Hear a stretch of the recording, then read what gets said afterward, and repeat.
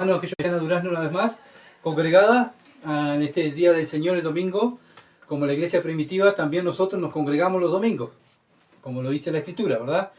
Y bueno, gracias a Dios podemos estar, por la gracia de Dios, estamos aquí. Él nos cuidó, como estábamos cantando, mirando la meditación del Salmo. Él nos cuida, Él nos guarda, y por eso estamos aquí. Por su gracia y misericordia estamos aquí. Todo lo hace posible Dios, no nosotros, sino que Él nos trae, Él nos llama, y Él nos cuida durante toda la semana. Gloria a su nombre, ¿verdad? Bien, terminamos el capítulo 15 y vamos a comenzar el que sigue, el 16. Y vamos a tener una pequeña lectura, 1 Corintios capítulo 16, versículo 1 al 4. 1 Corintios capítulo 16, versículo 1 al 4. Dice así: en cuanto a la ofrenda para los santos, haced vosotros también de la manera que ordené en la iglesia de Galacia. Cada primer día de la semana, cada uno de vosotros ponga aparte algo según haya prosperado, guardándolo, para que cuando yo llegue no se recojan entonces ofrenda. Y cuando haya llegado, a quienes hubierais designado por carta, a esto enviaré, para que lleve vuestro donativo a Jerusalén. Y si fuere propio que yo también vaya, irán conmigo. Amén. Hasta ahí va a ser la lectura de hoy. Y bueno, estamos mirando, ¿verdad?, el tema de este mensaje. Bueno, cómo se debe de ofrendar. La ofrenda para los creyentes de Jerusalén. La ofrenda para los creyentes de Jerusalén. Este capítulo Pablo lo escribió para eso, para que los corintios juntaran una ofrenda especial para los hermanos en Jerusalén. Jerusalén estaba muy mal económicamente y mal los cristianos. Los cristianos en este tiempo, por seguir a Cristo, perdían todo. Casa, acuérdense que ellos estaban en un lugar, en Israel, en Jerusalén, perdón, estaban en Jerusalén, donde odiaban al cristianismo, perseguían a los cristianos. Y si alguien tenía un estatus social, como se dice en la historia de Nicodemo, por seguir a Cristo, bueno, los historiadores dicen que Nicodemo perdió todo. Se quedaron con todo de Nicodemo. Nicodemo quedó pobre, pobre, pobre, por seguir a Cristo. ¿Se dan cuenta? Entonces siempre en el tiempo de la primera iglesia, nuestros hermanos, los primeros hermanos perdieron todo. Nosotros muchas veces nos quejamos que nos falta esto, que nos falta aquello. Bueno, vamos a la historia, vamos para atrás. Imaginemos que estamos en Jerusalén y que un día creímos en Cristo, Dios nos salvó y viene el gobierno y nos saca todo. Nos saca el trabajo, la jubilación, nos saca el auto, las propiedades y tiramos a la calle. ¿Para dónde vamos? Bueno, se dice que hay una colonia de cristianos que viven en tal lado. Bueno, vamos para ahí. Y ahí estamos juntos, todos juntos, viviendo como creyentes. Pero sin nada, obviamente. Hermanos ricos vendían las cosas para darle a los pobres. Y así se mantuvo el cristianismo. De la bondad de otros hermanos. ¿Se entiende? De la bondad de otros hermanos para sustentar a los hermanos pobres, que no tenían nada, que habían perdido todo por seguir a Cristo. Y bueno, Pablo, acá vemos un hombre que no solamente Pablo se dedicó a predicar el Evangelio y a formar iglesias, sino que en su mente que estaba los hermanos pobres en Jerusalén. Vamos a hacer una ofrenda para los hermanos pobres. Y ahí iba por cada iglesia, ¿verdad?, pidiendo que hicieran una ofrenda para los hermanos pobres de Jerusalén. Y en eso se trata este mensaje de hoy, ¿verdad? Pero vamos a entrar a la introducción del estudio anterior. Estuvimos mirando la necesidad de la resurrección. Ese fue el tema del estudio anterior. Vimos que este cuerpo corrupto no puede entrar al cielo, porque este cuerpo es de la tierra, de este mundo, de acá. No es del cielo, por eso este cuerpo debe morir, ¿verdad? Para poder recibir el cuerpo de resurrección, para poder entrar al cielo. Versículo 50. Y Pablo nos enseña un misterio referente a la resurrección. ¿Se acuerdan que estuvimos mirando? A ver si se acuerdan, que no se acordaban, del rapto. Estuvimos hablando del rapto de la iglesia, donde viene Cristo por nosotros, pero el pasaje nos enseña que primero van a resucitar ¿quiénes? Los muertos en Cristo, ¿verdad? Sus cuerpos están en la tumba, el Señor los va a resucitar y se van a unir con ese cuerpo espiritual que están ahí ahora, hoy en día, viviendo con Dios. Y nosotros, si Cristo viene ahora, primero van a salir los muertos cristianos, ¿verdad? Nuestros hermanos primero, sus cuerpos, y van a recibir su cuerpo resucitado en resurrección, glorificado, los hermanos que están con el Señor. Y después nosotros seremos arrebatados Y en el aire el Señor ya nos va a ir transformando este cuerpo corruptible, corrupto, malo, pecador, en un cuerpo incorruptible. Un cuerpo que pueda entrar al cielo y estar al lado de Dios y juntos reinar con Dios en el milenio. Entonces, qué bueno, ¿verdad? Saber que la resurrección es muy importante y es muy necesaria para nosotros. ¿Para qué? Para que nosotros podamos entrar al cielo. Versículo 51 al 53. Pero cuando nuestro cuerpo se ha transformado en la imagen del cuerpo del Señor, acuérdense que el modelo es el cuerpo del Señor, vamos a vencer la muerte, el sepulcro, porque no vamos a morir jamás. Morimos una sola vez. Y después ya está. Dormimos una sola vez y después ya está. ¿Por qué? Bueno, porque el cuerpo que Dios nos va a dar es un cuerpo incorruptible, un cuerpo que no peca. Y al no pecar, nosotros no vamos a morir. Porque acuérdense que el pecado trajo ¿qué? La muerte. ¿Se entiende? En el Edén, cuando Adán y Eva pecaron, ¿qué trajeron? La muerte. El día que comieres moriréis, dijo el Señor. Entonces ellos trajeron la muerte.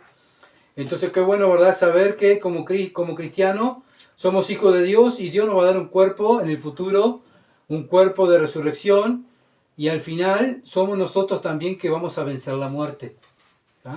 La muerte va a ser vencida por nosotros gracias a Cristo que nos hizo vencedor. Versículos 54 y 55. Gracias a la resurrección vamos a vivir una vida 100% santa. Gracias a Dios, ¿verdad? No vamos a pecar, no vamos a morir, no vamos, como dije, no va a haber pecado, y la ley no nos va a condenar. ¿Por qué? Porque no vamos a pecar. Acuérdense que la ley condena el pecado, condena la desobediencia. Así que nosotros vamos a vivir en la eternidad con el Señor, tranquilos, ¿verdad? 100% puro para la gloria de Dios y al servicio de nuestro Dios. Versículos 56 al 57. Toda la eternidad, la iglesia con el Señor, toda la eternidad, ¿verdad? Y esto es lo que nos lleva a nosotros a vivir pensando en ese tiempo, ¿verdad? No tanto mirando lo que nos pasa, no tanto mirando lo que nos hacen, sino mirando lo que nos espera, ¿verdad? Y es lo que Pablo hacía. Yo prosigo a la meta, no mirando lo que me pasa, dice Pablo, sino prosigo a la meta. Nosotros como corredores espirituales no podemos detenernos, tenemos que proseguir a la meta.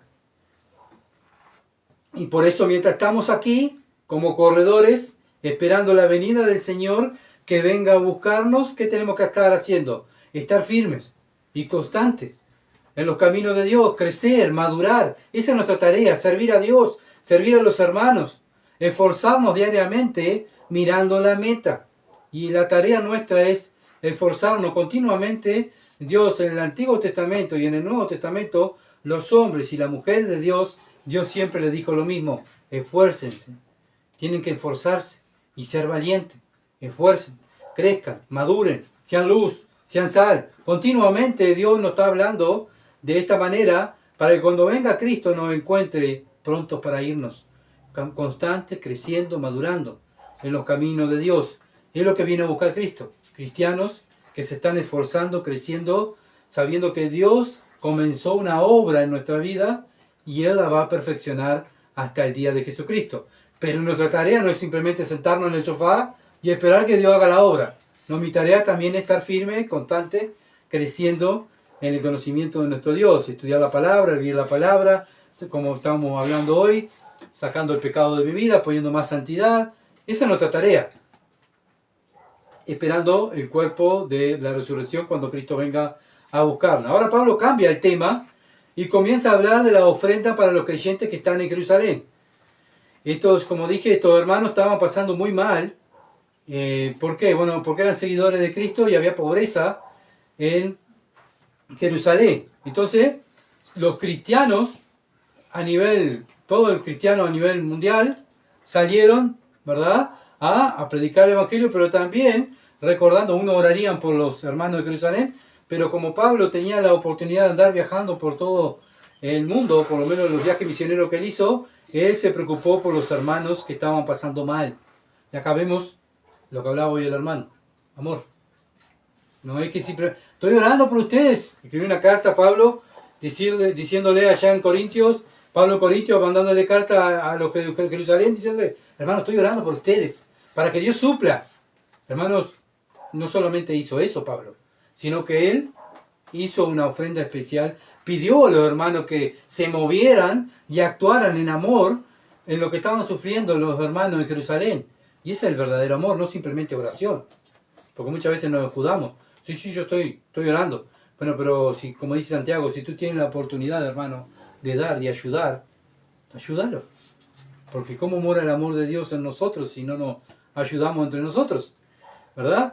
Entonces, vemos que Pablo, en su viaje misionero, estableció una agenda de fortalecimiento y organización para los creyentes, principalmente durante su segundo viaje misionero, que lo habla Hechos capítulo 16 al capítulo 20, nos habla del segundo viaje misionero de Pablo, donde regresó a la ciudad del primer viaje.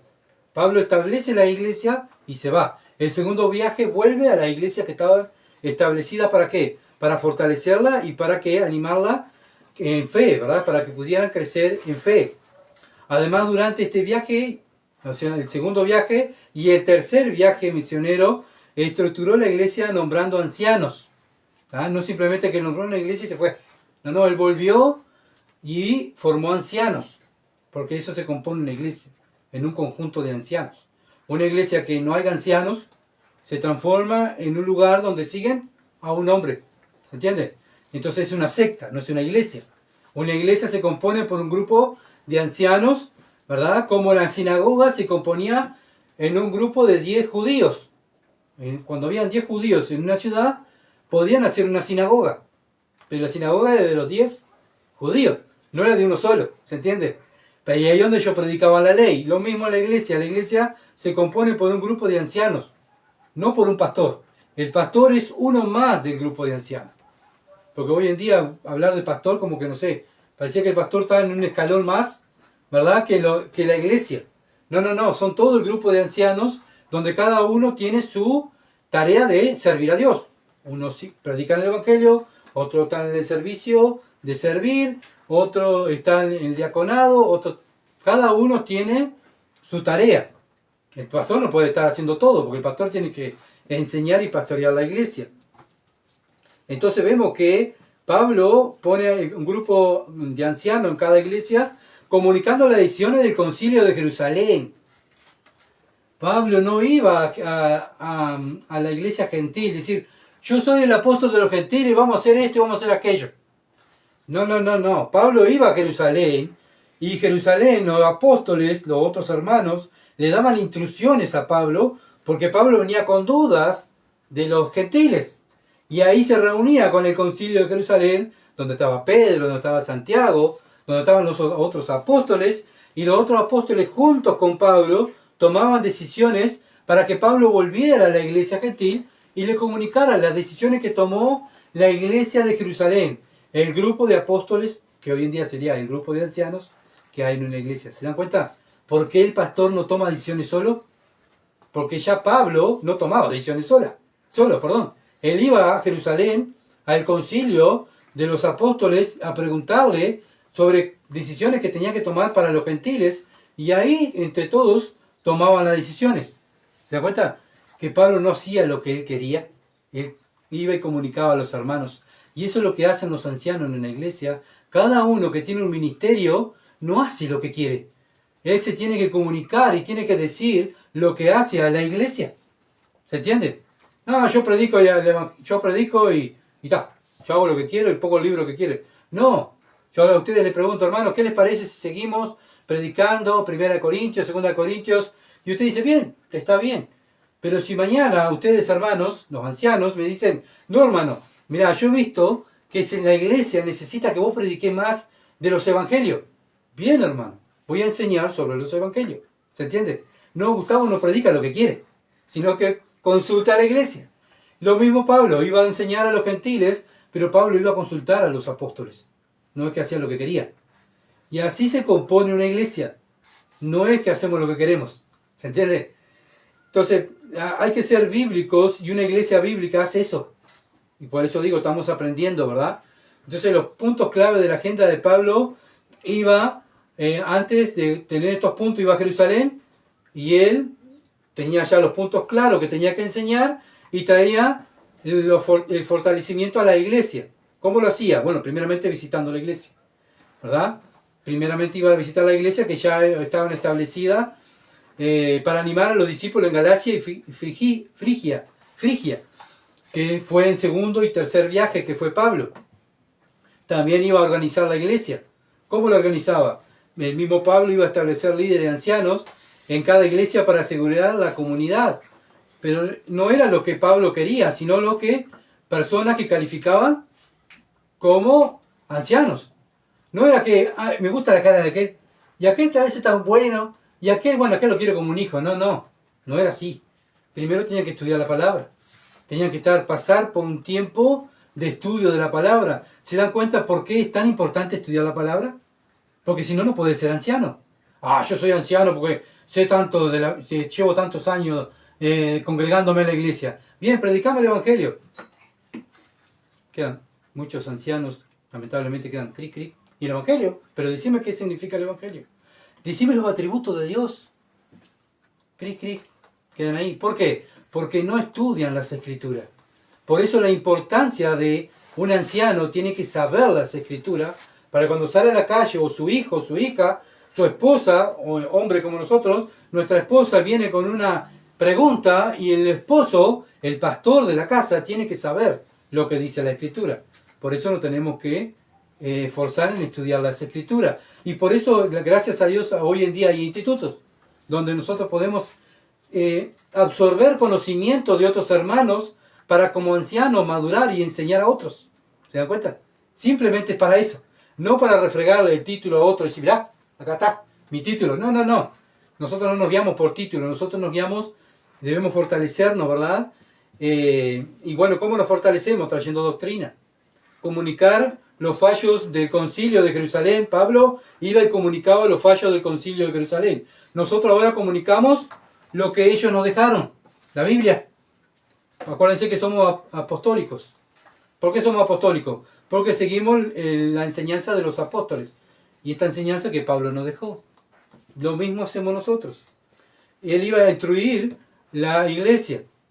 Durante el segundo y tercer viaje Pablo lo hizo e instruyó a la iglesia. Pablo enseñó profundamente en ciudades clave como Corintio y en Éfeso. Eran ciudades claves en este tiempo. ¿Por qué? Por la cantidad de gente que había y el comercio que había, sus puertos, su movimiento. ¿Dónde fue Pablo? Me voy para campaña para no tener problemas.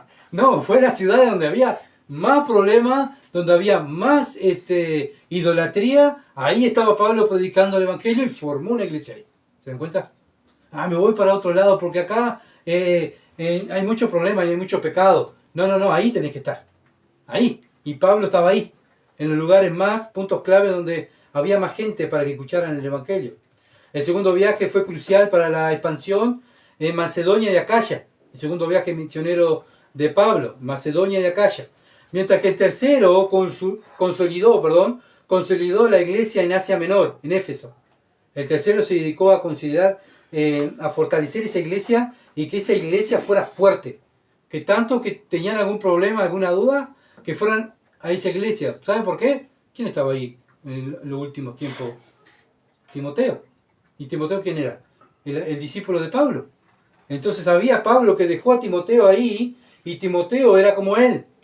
Entonces sabía que ahí esa iglesia estaba fortalecida y que Asia Menor podía consultar, la iglesia de al lado podía consultarle donde estaba Timoteo. Pablo se iba a ir, en 2 Timoteo Pablo se va, le van a cortar la cabeza y deja a Timoteo. Entonces el segundo viaje fue crucial para la expansión, como dije, en Macedonia y Acaya, mientras que el tercero consolidó la iglesia en Asia Menor, o sea, en Éfeso. 1 Corintios capítulo 16, versículo 1. En cuanto a la ofrenda para los santos, haced vosotros también de la manera que ordené en las iglesias de Galacia. Bueno, ¿por qué empieza Pablo diciendo en cuanto a? ¿Por qué? Porque lo que estamos viendo, ¿se acuerdan cuando comenzamos 1 Corintios? Que Pablo estaba contestando una carta de preguntas que le habían hecho a Pablo. ¿Se dan cuenta? Por eso dice en cuanto a. ¿Qué quiere decir? Que él está contestando las preguntas que le hicieron. En cuanto a la ofrenda, o sea, ¿qué quiere decir? Que le hicieron preguntas. Entonces 1 Corintios sería 2 Corintios Y segunda Corintios sería tercera Corintios. No sabemos la primera carta de las preguntas que le hicieron los hermanos, ¿verdad? Pero más o menos nos guiamos las preguntas que le hicieron por lo que dice primera Corintios. Porque primera Corintios es la contestación de la primera carta que le hicieron los corintios a Pablo. Los corintios, los hermanos, vieron que la iglesia era un caos y tenían problemas y tenían dudas. ¿Qué hicieron? Vamos a consultar a Pablo. Y Pablo manda a primera de Corintios. Por eso dice en cuanto a... Y también he usado en 1 Corintios capítulo 7, en 1 Corintios capítulo 8, también he usado en cuanto a 1 Corintios capítulo 12. Son preguntas que Pablo está contestando, tanto del matrimonio, tanto distintas cosas que Pablo contesta de dudas que tienen los hermanos. Los hermanos de Jerusalén estaban pasando por un drama económico y la responsabilidad de cuidar la iglesia de Cristo en la tierra son de los ¿quién? De los creyentes. No es del Mides, no es del gobierno, no, en la misma comunidad cristiana se tiene que cuidar. Ah, pero son judíos, nosotros somos gentiles, no importa. Tenemos que cuidarnos, ¿no? No tenemos que pisarnos la cabeza uno al otro, sino que mi hermano tiene necesidad y voy a ayudarlo. No voy a criticarlo y pisarlo, sino voy a ayudarlo. Entonces, ¿qué vemos aquí? El amor de Pablo, como él estaba ahí amando a los gentiles, pero también en su mente estaba amando y preocupado por la iglesia de Jerusalén. Por eso él fue también y pidió que hicieran una ofrenda especial para la iglesia de Jerusalén. A pesar de que estaba arriesgando su vida, fundando iglesia, porque Pablo no estaba en un hotel 5 estrellas. Pablo estaba arriesgando la vida. ¿Tá? Y muchas veces en esos viajes quedó flotando en el mar. Y fue también a isla que no conocía. Peligro de indígenas, de comerlo, de animales, de picarlo, pero picó una víbora. ¿Se acuerdan de la historia de Pablo de los viajes misioneros? Pero en su corazón y en su mente estaban los de Jerusalén. Yo tengo que llegar ahí, predicar el Evangelio, y después que funde la iglesia tengo que ayudar a mis hermanos de Jerusalén, porque mis hermanos de Jerusalén están pasando necesidades. Hechos capítulo 11, versículo 25 al 30. Hechos 11, 25 al 30. Dice así: Después fue Bernabé a Tarso para buscar a Saulo, y hallándole, lo trajo a Antioquía. Y se congregaron allí todo un año con la iglesia y enseñaron a mucha gente. A los discípulos se les llamó cristianos por primera vez en Antioquía. En Antioquía fue la primera vez que llamaron a los creyentes cristianos, pequeños cristos. ¿Por qué? Porque lo veían y su testimonio era ver a Cristo. Ojalá que también nos vean a nosotros y digan lo mismo de nosotros. Mira, lleva un creyente, porque esta persona no vive como aquel, no practica lo que hace aquel. Este tiene un testimonio y es un cristiano. ¿Se entiende? Porque el cristiano no es simplemente que lo dice que es cristiano, sino que se ve en su modo de vida. El cristianismo es un modo de vida. Y al ver a los hermanos en Antioquía, lo vieron y dijeron, estos son pequeños Cristo. Versículo 28. Y llevándose uno de ellos, llamado Ágabo, daba a entender por el Espíritu, y levantándose uno de ellos, llamado Ágabo, daba a entender por el Espíritu que vendría un gran hambre en toda la tierra habitada, la cual sucedió en tiempo de Claudio. O sea, esto pasó. Vino un profeta y viene y le dice, ojo hermano, que va a haber un gran hambre.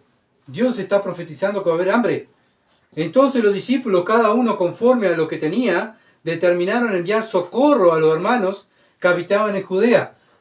No dijeron, vamos a estar orando. Ya que yo oro, Señor, ¿vos sabés que yo en mi casa?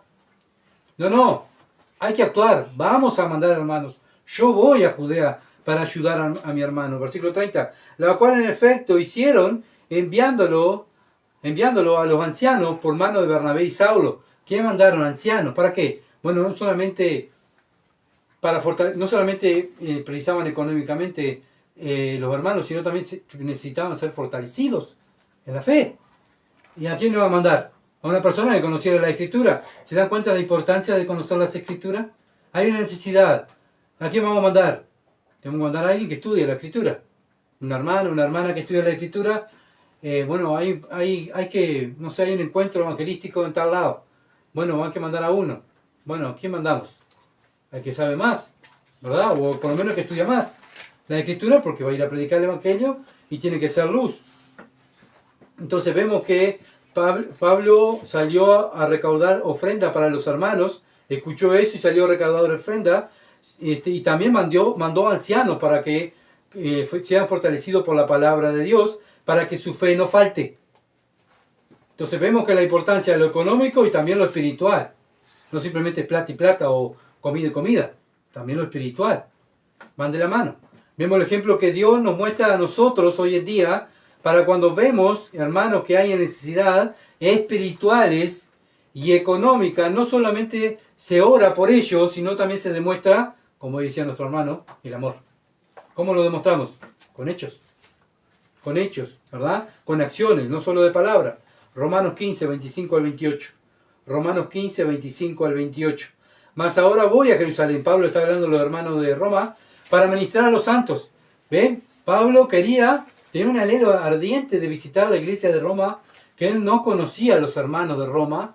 Él quería ir a Roma, pero ¿saben qué? Primero estaban los hermanos que pasaban necesidad. ¿Cuántas cosas aprendemos aquí? ¿Cuántas veces nosotros sabemos que hay necesidad, o yo mismo tengo necesidades espirituales, pero me voy a hacer algo que a mí me gusta? Hacer un hobby, ¿verdad?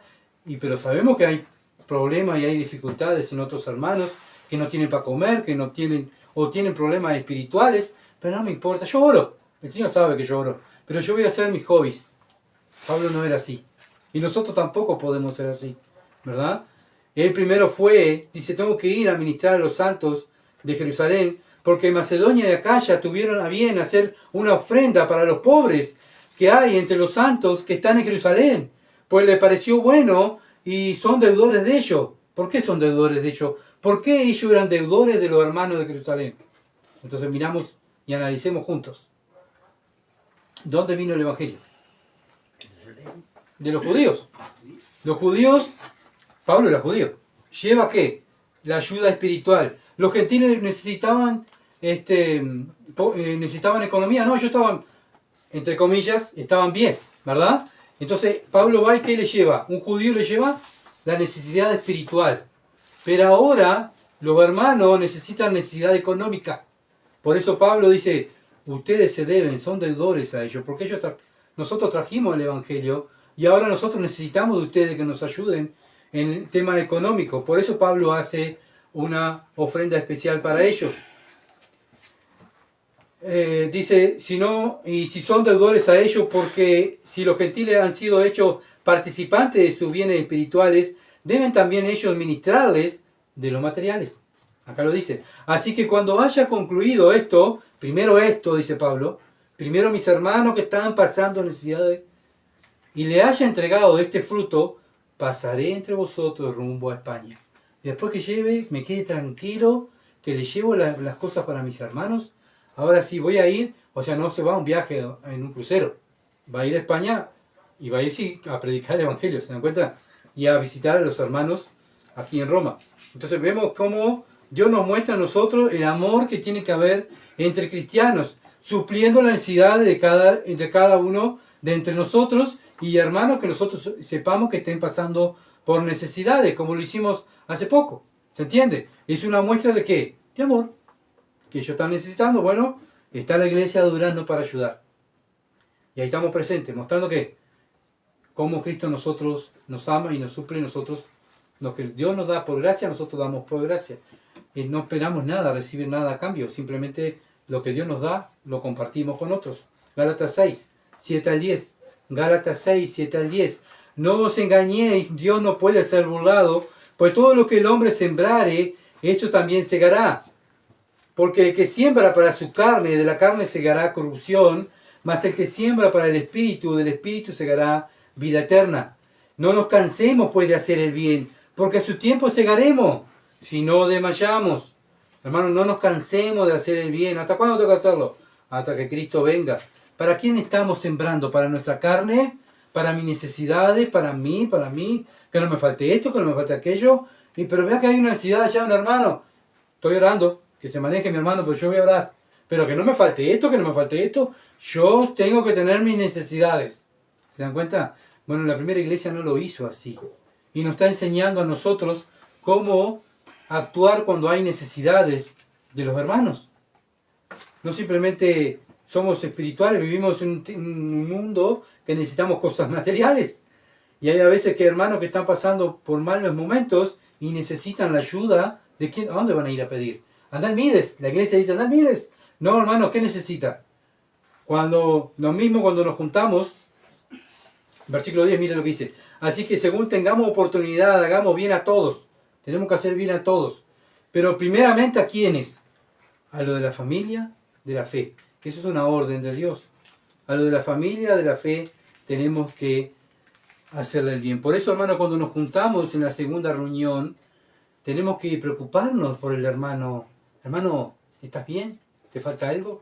Sé que vos tenés problemas. Hermana, sé que vos tenés problemas económicos. ¿Precisas algo? No me junto con aquel porque aquel te lleno de problemas. Me siento para la otra punta porque no me complique y me deje con mis problemas. No me interesa la vida de él. Yo estoy orando por él, pero ya está. No, Pablo no lo hizo así. Pablo vio el problema, fue a Jerusalén y fue a buscar soluciones para el problema. ¿Se entiende? Lo mismo nosotros.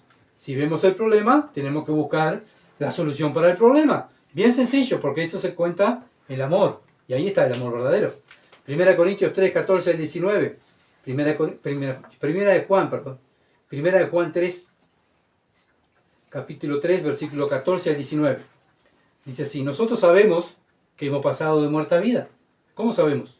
En que amamos a los hermanos. El que no ama a su hermano permanece en muerte. ¿Un cristiano quiere estar con quiénes? ¿Con el mundo? ¿Pasar tiempo más con el mundo que con los mundanos? No, quiere estar con los hermanos. Por eso ora junto, por eso se interesa por las necesidades, por eso trabaja junto con el hermano, por eso predica el evangelio junto con el hermano, porque quiero estar con mis hermanos.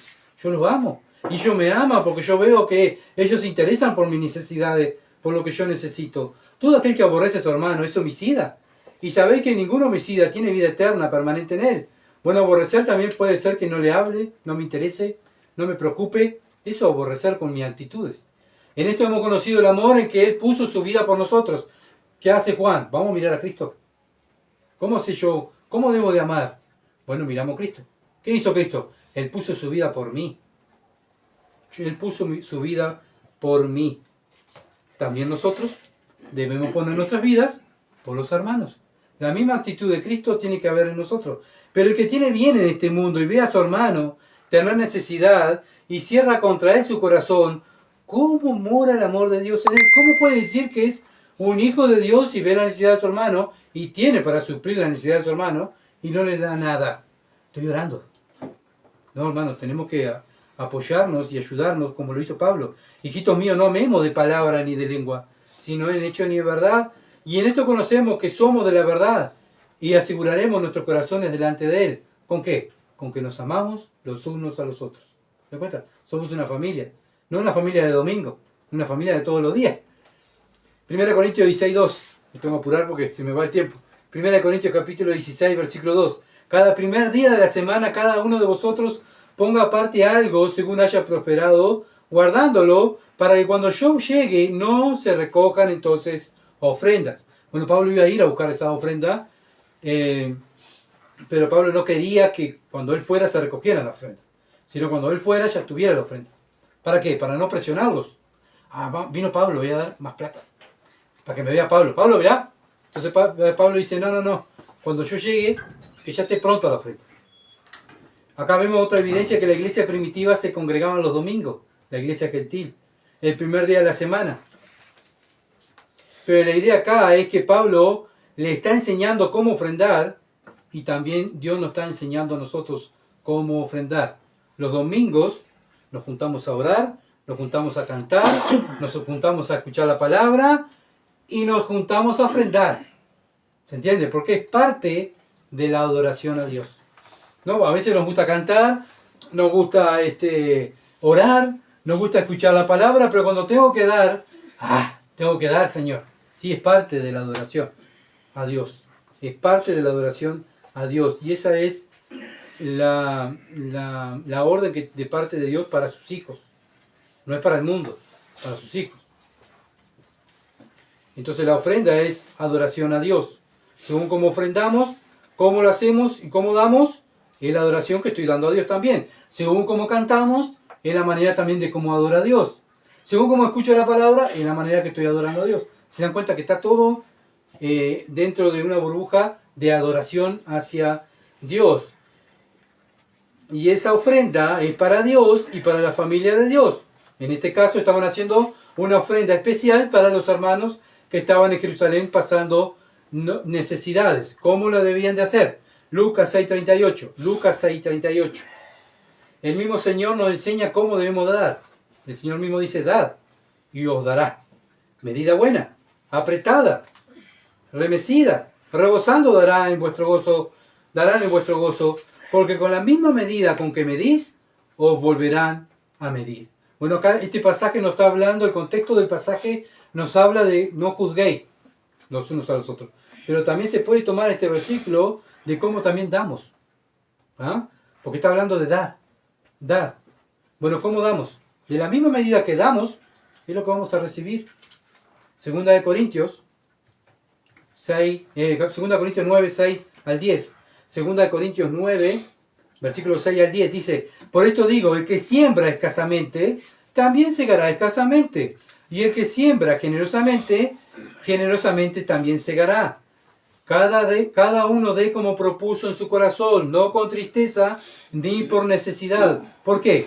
Porque Dios ama al dador alegre. Dios no mira la cantidad, sino Dios mira cómo lo das. Eso es lo que mira Dios. ¿Sabes por qué? Porque Dios no necesita dinero. Dios no necesita nuestro dinero. Dios lo que quiere ver en nosotros es que nosotros tengamos el mismo sentir que hubo también en Cristo Jesús, que se dio a sí mismo. Da su dinero, da su tiempo, da su amor hacia el hermano, como lo hizo Jesús. Y poderoso es Dios para hacer que abunde en vosotros toda gracia, a fin de que teniendo siempre todas las cosas, todo lo suficiente, abundéis para toda buena obra. ¿Dios te da todo? Sí, bueno, te das más cosas, dalo. Es lo que dice Dios. Da, compartí. Compartí lo que Dios te da. Yo tengo mi sueldo, bien, es tu sueldo, pero ¿quién te lo da? Dios. ¿Estás glorificando a Dios con tu sueldo? ¿Estás glorificando a Dios con tu tiempo? ¿Estás glorificando a Dios en donde te puso? Siempre debemos glorificar a Dios con lo que Dios nos da. Como está escrito, repartió y dio a los pobres. Su justicia permanece para siempre. El Señor Jesucristo, ¿dónde más tuvo su tiempo de ministerio? En la tierra. Tuvo 3 años y medio. ¿Pero con quién más pasó tiempo? Con los pobres. Donde había necesidad, es lo que vimos hoy, lo que yo decía. Vean la necesidad, ahí estaba el Señor. Vemos la necesidad, allá no está, ahí está el cristiano. No, esté lejos. No quiero, que esté lejos mío porque tiene muchos problemas y no quiero recibir problemas, quiero tranquilidad. Ese no es el sentir de Cristo. El sentir de Cristo había problemas y ahí estaba Cristo. Había enfermedad, estaba Cristo. Había escasez, gente que pasaba hambre, ahí estaba Cristo. Había leprosos, ahí estaba Cristo. Siempre estaba Cristo. Y bueno, ¿y ahora quiénes tenemos que estar? Nosotros somos los representantes de Cristo. ¿Dónde vamos a estar? ¿Donde no hay problemas? No, donde hay problemas tiene que estar el cristiano. Donde hay escasez, donde hay necesidad, ahí está el Cristo. Estamos nosotros. Cristo está en mí. Y si Cristo está en mí, tengo que estar ahí. ¿Se entiende? Entonces tenemos que seguir mirando las pisadas de Cristo y hacer lo que Él nos enseñó y dar. Y a la medida que damos, Dios nos da más. Y a veces no tenemos mucho. ¿Por qué? Porque muchas veces no damos. No damos lo que tenemos que dar. Decimos que somos hijos de Dios y nuestro Dios nos da. No nos da poquito, sino que nos da que sobreabunde. ¿Verdad? ¿Para qué? Para que nosotros también demos con lo que Dios nos da.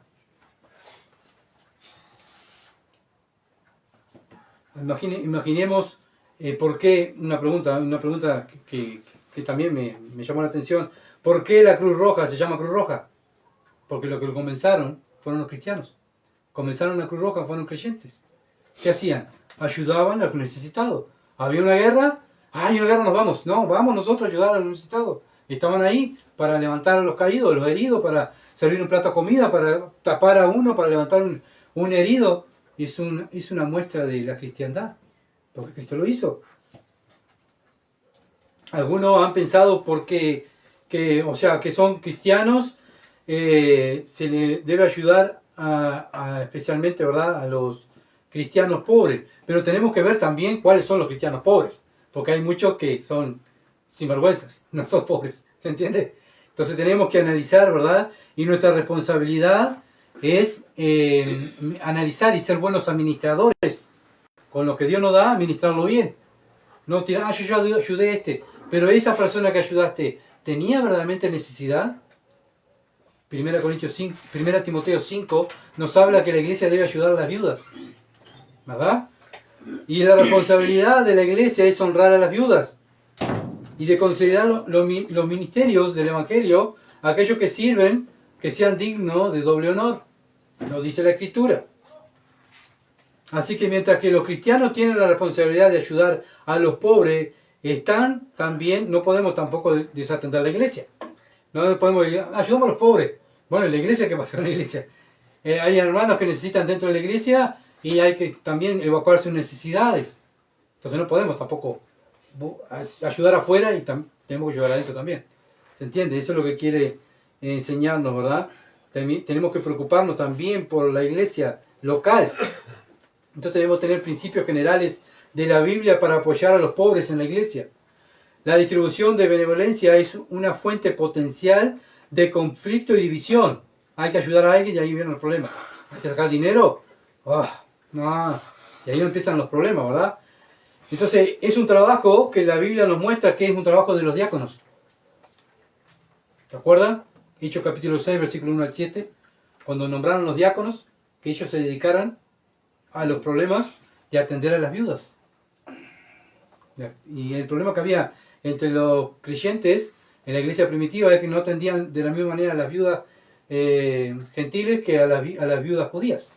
Entonces, ¿qué hacen los apóstoles? Y ellos dijeron, no podemos desatender la palabra de Dios y la oración.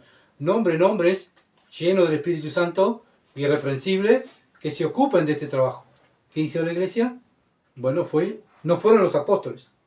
La iglesia nombró a los diáconos. ¿Se entiende? No fue Pedro y se paró, quiero a este, quiero a este, quiero a este, porque yo soy el pastor. No dijo así Pedro. Pedro dice, ustedes nómbrenlo, entre ustedes lo eligen, que nosotros nos dedicamos a enseñar la palabra y a orar. ¿Se entiende? Entonces vemos que ya la iglesia primitiva ya tenía participación. Obviamente acá no tenemos diáconos porque somos poquitos, pero en una iglesia grande tiene que haber diáconos. Y los diáconos son los que se dedican a mirar. Hermanos, hay un problema ya, se lo plantean a la iglesia y la iglesia vota o decide decir, sí, vamos a ayudar a tal persona porque necesita. La iglesia tiene la obligación de ayudar al verdaderamente necesitado, lo dice Santiago 1, 27. Estamos obligados a ayudar al necesitado, Santiago 1, 27.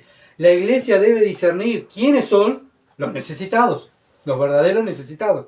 Primera de Timoteo capítulo 5, versículo 3 nos habla de las viudas, ¿verdad? Y ver cómo si verdaderamente es viuda. Si uno puede trabajar para sostenerse a sí mismo, él no está realmente necesitado, sino que ¿qué tiene que hacer? Trabajar. No podemos sostener a una persona que está acostada en la casa, ay, ustedes me tienen que ayudar. La Biblia dice que ustedes me tienen que ayudar. No, pero la Biblia dice que tenés que trabajar. Porque si no trabajas, no comes. Es bien cortante la Biblia en ese tema, ¿verdad? Si puede trabajar y puede suplir para sus propias necesidades, lo tiene que hacer. Segunda de Tesalonicenses, capítulo 3, versículo 10 al 12.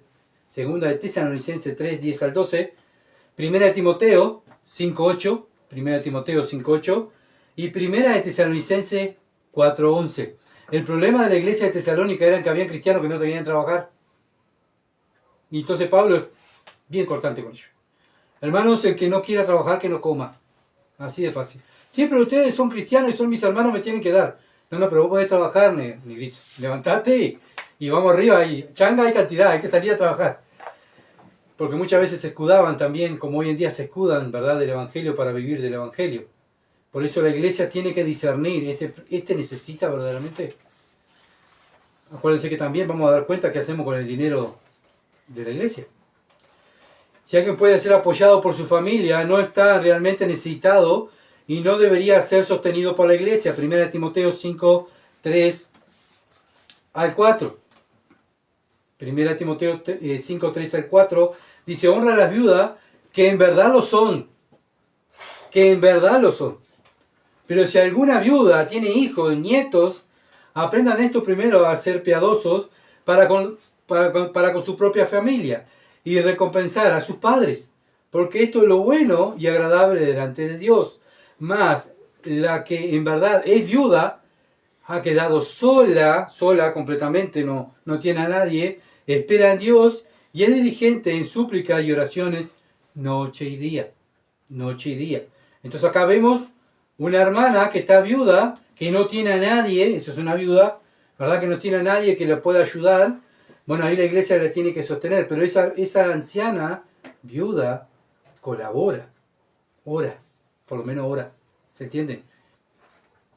Entonces también es correcto aquellos que son apoyados por la iglesia, que esa hermana o ese hermano que está siendo apoyado haga algo para la iglesia. ¿Se entiende? ¿Se le paga? Bueno, algo tiene que hacer. Es correcto que la iglesia examine la conducta moral antes de dar apoyo. Primera de Timoteo 5, 9 al 13. Primera de Timoteo 5, 9 al 13. Hay que ver cómo es esa persona. Si es irreprensible. ¿Se entiende? Su vida moral para ayudarlo. El apoyo de la iglesia debe ser de las necesidades más básicas para vivir. Es algo de lo básico para vivir. No es que yo me pare acá y digo, bueno, hermanos, vamos a hacer una ofrenda especial porque quiero cambiar de auto. ¿Ah? Y ustedes, hermanos, son mis hermanos, me tienen que dar el dinero de ustedes para yo poder cambiar de auto. Ustedes son mis hermanos. Ustedes van a decir, no, hermano, si querés auto, anda a trabajar. Nosotros vamos a suplir tus necesidades básicas. ¿Cuáles son las necesidades básicas? Comida, ropa y un techo. ¿Se entiende? No lujos. Entonces la palabra griega para ofrenda es logia, significa una ofrenda extra. No es algo obligado, es algo extra, ¿verdad? No es un impuesto, no es algo obligado, es algo que Dios quiere que salga del corazón. Y Pablo le está enseñando eso a los corintios y a nosotros, ¿verdad? Pero Pablo también dice según haya prosperado. No dice que tienen que dar, es según haya prosperado. Los creyentes que tenían más deberían dar más. Los creyentes que tenían menos deberían dar menos. Y el que no tiene nada no puede dar. ¿Verdad? Y es así. Porque la Biblia dice según haya prosperado. Entonces el que tiene más, lógicamente tiene que dar más. El que tiene menos, da menos. Pero lo importante es dar. Que es lo que Dios quiere. No debemos temer dar generosamente. Proverbio 11:24 es un gran comentario sobre esta idea. No tenemos que tener miedo de dar generosamente. Hay quienes reparten, Proverbio 11:24, hay quienes reparten y les añadido más. Y hay quienes retienen más de lo que es justo, pero viene a pobreza. Entonces Dios está mirando cómo estamos dando. Entonces cuando aquel granjero que sale a esparcir semillas por la tierra, uno de afuera dice, pero mira, cómo está tirando semilla abierto y nos está tirando la semilla al destronque. No, hermanos, cuanto más semilla tira, más posibilidades tiene que haya más plata. ¿Se entiende? Si va poniendo una semilla, esta no la voy a guardar porque capaz que no. No.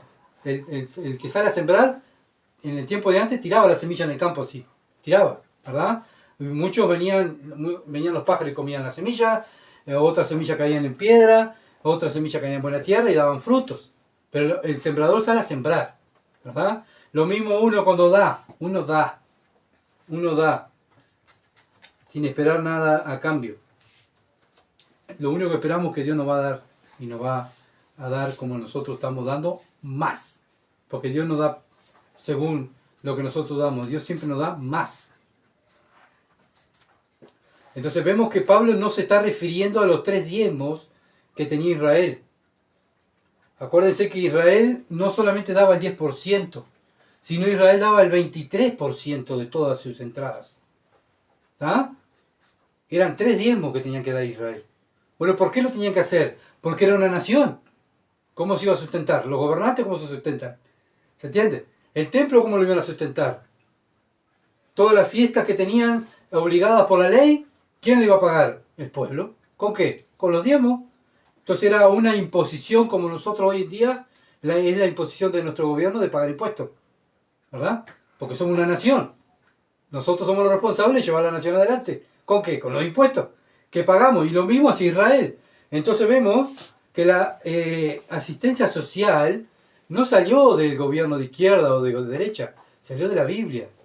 Dios, cuando hizo la nación, Dios dijo, entre el pueblo de Israel no puede haber pobres. Y si hay pobres, ustedes, que son sus hermanos, los tienen que cuidar y darle. ¿Qué pasaba? ¿Por qué había pobreza en Jerusalén? Porque en vez de gastar la plata como tenían que gastarla según la ley, la gastaban para ellos. Se robaban el dinero. ¿Se entiende? Los gobernantes se robaban el dinero y no había para darle a los pobres, por eso había pobres. Por eso Cristo cuando va, ¿a dónde va? Y ataca así duro, ¿contra quién? Contra los fariseos. ¿Por qué? Porque los fariseos eran los gobernantes y eran los líderes religiosos que tenían la plata. ¿Pero qué hacían los fariseos? Se la guardaban. Ahí se enriquecían ellos. Hay un pobre, no, déjalo quieto ahí que esté mendigando, ahí no importa. ¿Se dan cuenta? Que no, la pobreza que tenía Israel no era culpa de Dios, era culpa de ellos por no respetar la ley de Dios. Entonces Pablo no está hablando de ese diezmo, de esa manera de dar, sino está hablando de dar en corazón. Pero a pesar que Israel tenía que diezmar el 23% de todos sus ingresos, también Dios le pidió que ofrendaran. En Éxodo capítulo 25, versículo 1 al 2, Éxodo 35, 21, Éxodo 25, 1 al 2 y Éxodo 35, 21, Dios les manda a los judíos que tienen que hacer una ofrenda para el tabernáculo. ¿Ah? Ellos tenían que ofrendar. Acuérdense que Proverbio también estaba en los libros de ellos. Proverbio capítulo 3, versículo 9 al 10. Proverbios 3, 9 al 10. Honra a Jehová con tus bienes y con la primicia de tus frutos, y serán llenos tu granero con abundancia, y tus lagares rebosarán de mosto. Dios siempre impulsa a sus seguidores a ser bondadosos, generosos, honrar a Dios con los bienes. Cuando estamos dando, estamos honrando a Dios, y cuando honramos a Dios, Dios prospera. Nunca le ganamos a Dios, que el Señor dijo a Israel, pruébenme, a ver si yo no abro los cielos y le voy a dar. Pablo que nos dijo a nosotros, la iglesia gentil, si Dios dio a su Hijo, mató a su Hijo por nosotros, ¿cómo no nos dará también todo lo que nosotros necesitamos? Lo que necesitamos, no lujos, no caprichos, sino lo que necesitamos. Entonces, hermano, aquellos que muchas veces tenemos económicamente dinero, tenemos que ver cómo estamos gastando el dinero, si estamos honrando a Dios o estamos deshonrando a Dios cuando malgastamos el dinero. Porque el dinero, ¿quién nos da el dinero? Dios. ¿Para qué? Para que seamos buenos administradores.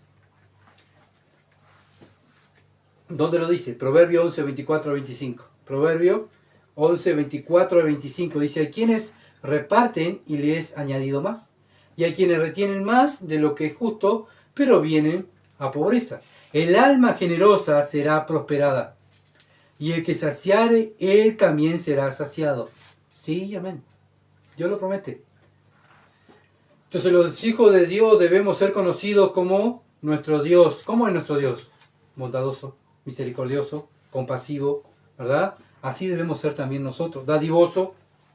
Debemos ser conocidos de esa manera. Por eso Dios nos da dinero. ¿Para qué? Para que le glorifiquemos. Nos da tantas cosas, nos da la vida, nos da el tiempo. Todo eso es lo que Dios nos da. ¿Para qué? Para que lo glorifiquemos. Para que no lo malgastemos en nuestros deleites, en los deseos carnales, sino que gastemos para glorificarlo a Él. Nuestro tiempo, nuestro dinero, nuestra vida.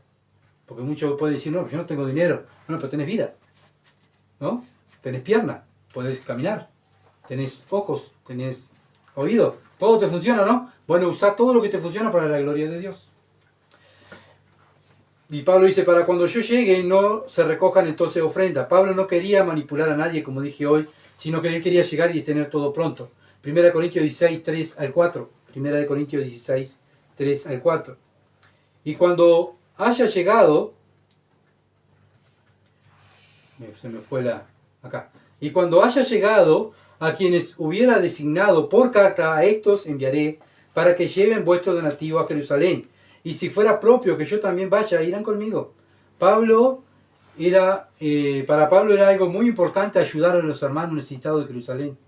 Iba a mandar a alguien, y si era preciso, iba a ir él con ellos. ¿Ah? a quienes hubieren designado por carta. A esto enviaré para que lleven vuestro donativo a Jerusalén.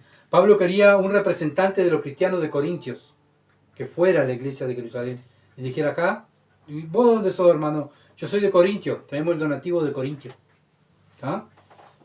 No que Pablo se alardeara, miren lo que le conseguí, acá vengo con las bolsas, y gracias a mí tienen esto. No, Pablo dice, quiero que los hermanos de cada iglesia vayan y lleven los donativos que hicieron, que juntaron para los hermanos. Yo no quiero gloria, yo no quiero aplauso, quiero que mis hermanos glorifiquen a Dios. Entonces, literalmente era un donativo. Pablo llama a dar una caridad, una gracia, un regalo dado libremente, no por imposición, ni por presión de un apóstol, de Pablo. No, algo de una caridad, un donativo, ¿verdad? Por eso se llama gracia. Muchas veces Pablo llama a dar también comunión y compartir y estar en comunión. Como cristianos tenemos que tener comunión, no solamente dar dinero, sino estar juntos. Segunda de Corintios 8, 9, Segunda de Corintios 8, 4. Segunda de Corintios capítulo 8, versículo 4. O Romanos 15, versículo 6. Romanos 15, 6. Pablo pedía que tuvieran comunión. A veces Pablo llama a dar al servicio ministerio, el servicio práctico. Segunda de Corintios 8, versículo 4. Segunda de Corintios 8, 4. Capítulo 9, versículo 1. De Segunda Corintios capítulo 9, 1, versículo 12 al 13. Bueno, eso también es un servicio, es nuestro tiempo, como dije hoy, tenemos tiempo. Bueno, ¿cómo puedo usar el tiempo, Señor, que vos me das? Bueno, para Dios, honrando a Dios, sirviendo a Dios, estando en comunión con los hermanos, congregándote, orando con los hermanos. Todo eso es servir a los hermanos. Bueno, no tengo dinero, bueno, pues podés servir. Entonces, hermanos, en este momento debemos analizarnos nosotros, porque vimos todo lo que hacían los hermanos de Corintios para los hermanos de Jerusalén, todo lo que Pablo hizo, cómo se sacrificó, cómo los otros hermanos se sacrificaron. Acuérdense que muchas iglesias de los corintios eran esclavos, habían hermanos ricos, sí, pero muchos eran esclavos y quedaban, ¿verdad?, de lo que tenían para los hermanos de Jerusalén. Ahora nosotros estamos acá, salimos del contexto histórico, volvemos al presente. Nosotros estamos honrando a Dios con lo que Dios nos da, con el dinero, con el trabajo que Dios nos da, con la vida que Dios nos da, con el tiempo que Dios nos da. Usamos nuestro tiempo para quejarnos y murmurar contra Dios. Usamos nuestro tiempo para nosotros. Que a mí no me falte esto, que yo quiero esto. Hermanos, si miramos muchas veces y somos tan malos con Dios, que vivimos preocupados más por este cuerpo y lo que yo necesito, por lo que necesitan mis hermanos o por lo que necesita la iglesia de Cristo. Y vivimos pensando, yo necesito esto. Yo tengo que tener esto, yo tengo que tener esto. Y después cuando no lo tengo voy a Dios y digo, pero Señor, me tenés que dar más, porque yo necesito esto. Y Dios dice, pero hijo mío, yo te he dado tantas cosas y lo usas para ti, eres tan egoísta en vez de compartir con los hermanos. ¿Por qué no compartes con tus hermanos? Comparte tu tiempo, comparte la vida que yo te doy para estar con tus hermanos. Comparte el dinero con tus hermanos. Comparte lo que tienes con tus hermanos. Bueno, tienes una casa, comparte con tus hermanos. ¿Se entiende? ¿Tienes tiempo? Visita a tus hermanos. ¿Hay necesidad espiritual? Ve a esa persona que necesita la necesidad espiritual. Usa tu tiempo para mi gloria. Y eso es lo que tenemos que hacer, como lo hicieron la iglesia cristiana, porque si no lo hacemos, estamos deshonrando a Dios. Y después tenemos el rostro de ir a Dios y decirle, Señor, me tenés que dar más, porque yo necesito más. ¿Se dan cuenta de lo malo que somos? Yo a veces me analizo y digo, Señor, perdóname, pues soy tan malo, me das una familia, me das trabajo, me das salud, me das dinero, y todo lo uso para mí. ¿Qué él precisa? Que se maneje. Voy a orar por él. Pero a mí que no me toquen nada, yo tengo mis problemas, mis necesidades. ¿Saben qué es eso? Egoísmo.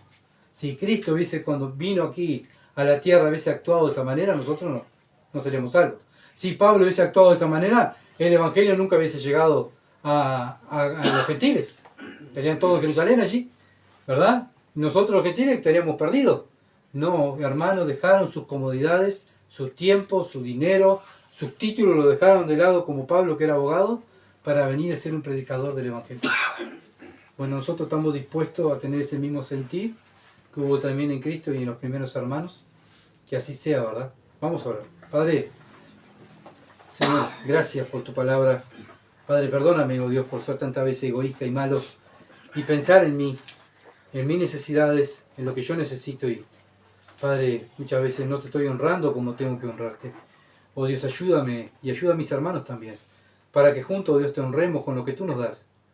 Dinero, con tiempo, con salud, con todo lo que tú nos das, que lo podamos usar para tu gloria. Porque esa es la idea. Señor, que todo lo que tú provees y nos das, te honremos y te glorifiquemos. Ayuda a tu iglesia y que podamos hacerlo, Dios, que maduremos y dejemos de quejarnos y de chillar como niños, sino que seamos maduros espirituales, más aquello, Padre, que decimos ser ancianos. Que podamos, Señor, mostrar el carácter de Cristo como los primeros cristianos en Antioquía. Lo veían de lejos, ya que lo conocían que eran cristianos. Ayúdanos a nosotros también. Te alabamos, Dios, por tu palabra. Te damos la gloria, oh Dios, por tu palabra. Y ayúdanos a continuar, a crecer. Te lo ruego en el nombre de Jesús. Amén. Gracias por estar ahí, hermanos. Y bueno, compartan, por favor, y oren por nosotros.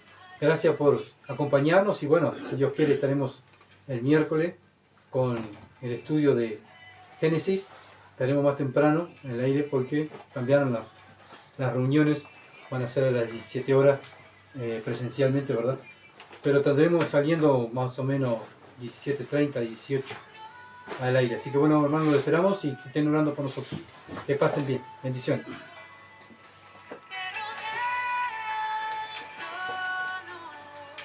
Sí, es.